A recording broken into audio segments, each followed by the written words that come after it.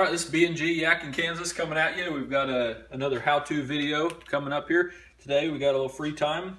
It's kind of warm outside, so got a little ambitious and thought we'd try our hand at making some spider weights for when we go down to Galveston next fall and do some surf fishing for sharks. If you're around Kansas, you've probably never seen a spider weight. You maybe never even used one before.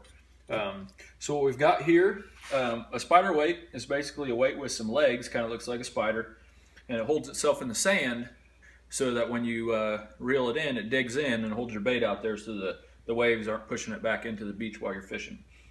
Again, we like to save money when we can, so we've kind of just made a homemade jig here to make the weights. Took a couple different ideas that I found on YouTube and kind of put them together to kind of do it our own way. Got Gavin behind the camera here working for me today. So kind of start out, what I did was I took a block of wood. I traced out, I have a piece of 3/4 inch copper tubing here. It's about 2 inches long. Depending on how much you want your weight to weigh, we're going to try to get anywhere from 8 ounces to a pound for our weight today. Is how long you're going to make it, or you can even use a smaller diameter pipe. But what I did was I traced it out on this block of wood, and then I drilled 4 holes for our legs. You'll notice one says 12. That was for, I had some 12 gauge wire that I had left over from when we built the house, and then I also had some 10 gauge wire. And we're really not for sure, what size we want to use yet when we get down there. So we're going to kind of just build a variety of different weights to see what works best when we get down there. So what I did was drilled 4 holes in there, took the wire, I bent it over like this, and then I just shoved them down through there. One of them I brought almost all the way down to the bottom, and the other one I left on top. That way when it gets done, that's going to be our handle for our weight. Okay? And then once that lead all cools, we'll pull it out, and then you can bend your legs up to make your spider weight. Alright, so what we got here is today we are melting some lead, so we want to be extra careful when we're melting. So the wire coming out of here on the top, that's what's gonna hook onto our line, and that'll be our extra. We've got our lead melting here. We were fortunate enough we got some sheet lead. Lead is a bad thing, so whenever we're messing with lead, we always wear gloves. We keep the area pretty ventilated. And I usually do all the lead work. I don't like Gavin messing with the lead. Again, we keep our hands washed. I'll get some tin foil out here and I'll lay it down over the counter before I start pouring lead. That way we don't get this area contaminated, because I use it for working with other stuff. We just want to be as safe as possible. So as soon as the lead gets melted, we'll get to building these spider weights. All right, so we're back here. The lead's gotten melted. Go ahead and look, see what that lead looks like. The lead we kind of got to clean the impurities off the top. That's what this pile of junk here is. You see, notice I got some tin foil underneath my mold here. What I did, a lot of times people don't do that. And I see they got to make these molds quite a bit. You got to keep re-drilling the holes because it burns through the wood.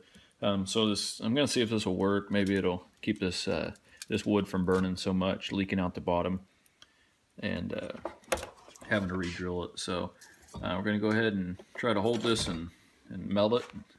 Pour it and get it going. I'll pour just a little bit to try to get it to set up at the bottom.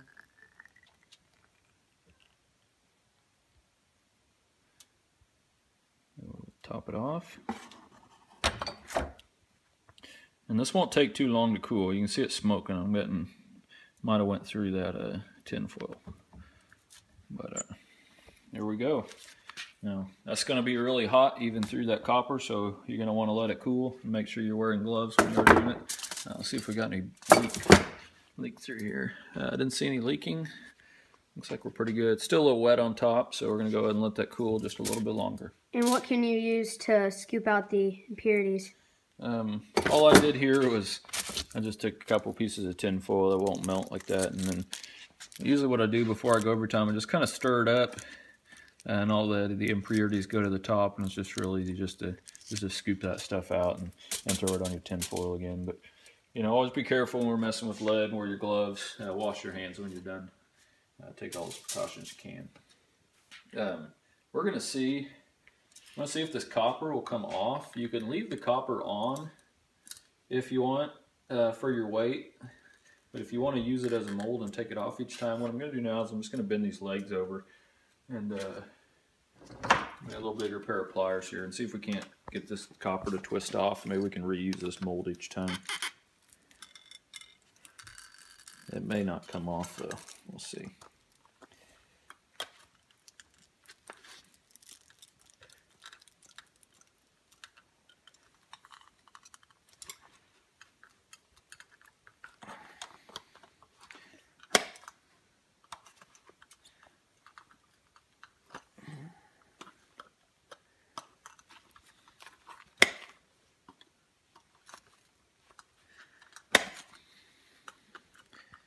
Maybe a part of our weight. I think we're just going to leave that copper on there. It'll make it look cool. It'll match the legs that way anyway. But what we're going to do now is just